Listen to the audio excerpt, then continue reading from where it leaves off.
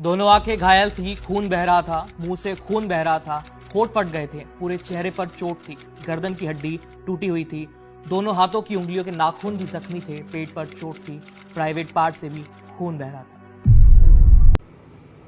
Hello guys, welcome back to my YouTube channel guys. तो आज हम कोई भी ब्लॉग नहीं बना रहे हैं, कुछ नहीं बना रहे। ये वीडियो सिर्फ एक जो अभी केस हुआ है, पहले तो आप उनको देखो कि क्या हुआ है। मैं जिनकी बात कर रही हूँ मैं दिखाती हूँ उनकी फ़ोटो। ये फ़ोटो मिली है। फिलहाल ही अभी एक डॉक्टर का ऑन ड्यूटी रेप हुआ, गैंग रेप हुआ कि कोलकाता शहर में 9 अगस्त 2024 की सुबह एक ऐसी खबर सामने आती है जो पूरे देश को हिलाकर रख देती है। ये खबर थी एक 31 साल की महिला डॉक्टर की, जो कोलकाता के RG Kar medical college and hospital में अपनी ट्रेनिंग कर रही थी। हॉस्पिटल जैसे सुरक्षित माने जाने वाले जगह पर इस महिला डॉक्टर का मर्डर एंड रेप होना काफी चौंकाने वाला था। इस घटना का खुलासा तब हुआ जब डॉक्टर के डेथ बॉडी का पोस्टमार्टम किया गया। इस रिपोर्ट ने लोगों की रूह तक को हिला दिया, क्योंकि यह मामला सिर्फ एक मर्डर का नहीं था, बल्कि इससे कहीं ज्यादा खौफनाक केस था। पोस्टमार्टम रिपोर्ट में खुलासा हुआ कि उस डॉक्टर की हत्या गला घोंट कर की गई थी, इतनी ताकत से कि उनका थायराइड कार्टिलेज तक टूट गया था। इस हत्या के पहले डॉक्टर ने अपनी जान बचाने के लिए कोशिश किया था। इसका सबूत उनके शरीर पर मिले कई निशानों से मिला। सबसे डरावना सच तब सामने आया जब डॉक्टर के प्राइवेट पार्ट्स पर घावों के निशान पाए गए। इससे साफ हुआ कि यह सिर्फ मर्डर का मामला नहीं था, बल्कि ये रेप के बाद किया गया एक खौफनाक हत्याकांड था। हॉस्पिटल के परिसर में इतनी बड़ी घटना हो जाती है और किसी को कान खबर तक नहीं होती। क्या उस रात कुछ ऐसा हुआ था जिसे जानकर आप गुस्से से बौखला जाओगे? क्या वहाँ कोई और था जिसने इस क्रूर और एक जने का नाम आ रहा है, लेकिन उसमें जो स्पर्म्स पाए गए हैं वो 150 ग्राम पाया गया है। तो गाइस, मैं तो इतनी सुन के हैरान हुई कि लड़की तो कहीं भी सेफ नहीं है, कहीं भी सेफ नहीं है। मैं उनको लेके इतना परेशान हुई। अभी फिलहाल ही मेरे साथ एक इंसिडेंट हुआ था मेरे घर में कि मतलब मेरे घर में मेरे से बहस हो गई थी। तो मतलब मैंने डिसीजन लिया था कि मैं नहीं रहूँगी, मेरे को जाना है बाहर। बट फिर मैंने ये खबर सुनी, जब ये न्यूज़ सुनी तो मैंने सुना, मैं भी डर गई कि जब एक डॉक्टर के साथ हो सकता है, तो मैं तो एक सिंपल सी लड़की हूँ और बाहर लड़की कोई भी दिखे तो वो सेफ ही नहीं है। फिर मेरा डिसीज़न ये चेंज हो गया था। फिर उसके बाद मैंने इनकी मम्मी की बात सुनी। मैं इनकी मम्मी की बात बताती हूँ, सुनो आप। बॉडी ऑफ द गर्ल जिसके मुंह में खून था, शरीर में कोई कपड़ा नहीं था, पैर दोनों राइट एंगल में मिला गया। एक पाँव बेड के इस तरफ, एक पाँव बेड के इस तरफ मिला गया। चश्मे को कूटा गया, जिसकी वजह से आंखों से खून निकल गया। दबाकर मारा गया। तो गाइस, आपने देखा कि उनकी मम्मी ने क्या बोला। मतलब सब लोग मिले हुए हैं, कोई इस चीज को ना मानने को तैयार नहीं है गाइस, कि लड़कियां सेफ ही नहीं है कहीं पे भी। कोई भी इस चीज पे ना वो नहीं करता है कि मतलब एक्शन लिया जाए कि गर्ल्स को सेफ्टी मिले। बट कहीं भी सेफ नहीं है। आप बोलोगे कि आप नंगे होके वीडियोस बनाते हो, तो जो 5 महीने की बच्ची है, वो 4 साल की बच्ची है, वो कैसी वीडियो बनाती है?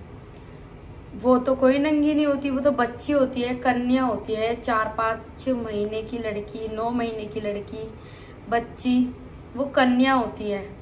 4 साल की बच्ची जिसको कुछ समझ भी नहीं है, वो कन्या होती है, उनका रेप हो जाता है।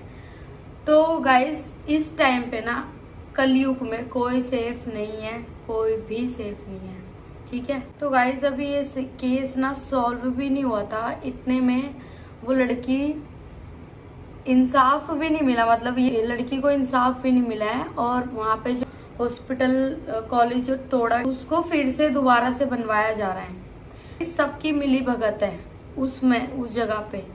तो भाई मैं तो साथ हूँ, मेरे से जो जितना होगा मैं साथ दूंगी।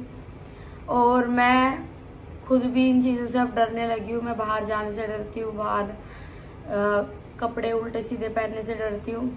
मुझे भी डर लगता है मेरे साथ कभी कुछ ना हो जाए, जैसे इस लड़की के साथ हुआ।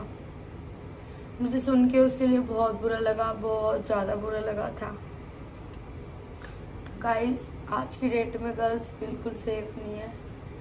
ये सब कहने की बातें होती हैं कि तुम कपड़े अच्छे पहनो या तुम अच्छे से रहो, ये सब कहने की बातें होती हैं। बस इंसान ना नीयत बदलना चाहे ना तो किसी पे भी बदल सकता है आदमी, ठीक है। और आप कहोगे कि मैं ये वीडियो बना रही हूँ तो इतना मेकअप क्यों कर रखा है, शूट कर रही थी। तो मैंने ये वीडियो सोचा कि मैं भी अपनी बात रखूं। बस बहुत बुरा हुआ सबके साथ, उनकी फैमिली के साथ और सारी गर्ल्स के साथ। कुछ हो पाता नहीं है गाइस, कुछ इसका सोल्यूशन नहीं निकल रहा है बिल्कुल। कहाँ कहाँ ढूंढा तुझे, थक गई है अब तेरी माँ, आजा सांझ हुई मुझे तेरी फिक्र धुंधला गई, देख मेरी नजर आ जाना। जा रही है इस टाइम पे लोगों को क्यों नहीं समझ में आ रहा है, इस टाइम पे बहन बेटी कोई भी सेफ्टी में बिल्कुल भी नहीं है। अब बस इतना हो सकता है कि अपनी अपनी घर की लड़कियों को, बेटियों को, छोटी छोटी बच्चियों को भी गैर मर्द, गैर किसी भी बाहर के इंसान के हाथ में मत दो, क्योंकि कोई भी बच्ची सेफ नहीं है, चाहे वो बड़ी हो, चाहे वो औरत क्यों ना हो, वो क्यों ना बुजुर्ग क्यों ना हो, कोई भी सेफ नहीं है, ठीक है। बच्चा हो, बड़ा हो, बूढ़ा हो, शादीशुदा हो, जवान हो, कुंवारा हो, कोई भी सेफ्टी में नहीं है। तो गाइस मैं तो बस इतना बोलूँगी, अपनी लड़कियों को घर में रखो। मैं भी घर में ही हूँ। मैं अभी किसी वजह से भागने वाली थी, लड़ाई के चक्कर में, गुस्से में, कहते हैं ना दिमाग खराब हो जाता है, तो कुछ नहीं हो रहा तो मेरे दिमाग में ये आ रहा था कि मैं भाग जाती हूँ। बट फिर मैंने चीज़ों को सोचा कि नहीं, जरा से गुस्से में बहुत बड़ी चीज़ें हो सकती हैं, तो प्लीज़ ये सब चीज़ें मत करो, घर में रखो अपनी लड़कियों को। Thanks for watching, love you all.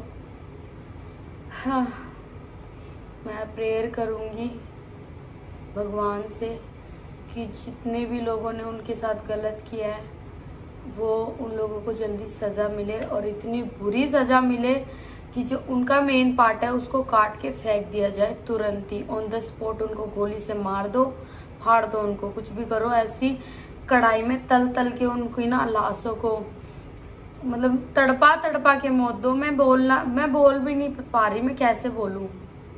बस मैं तो इतना भगवान से प्रेयर करूंगी, भगवान जैसे उन्होंने उनके साथ किया उनको भी उस तरीके की कुछ ऐसी सजा मिले। Thanks for watching guys.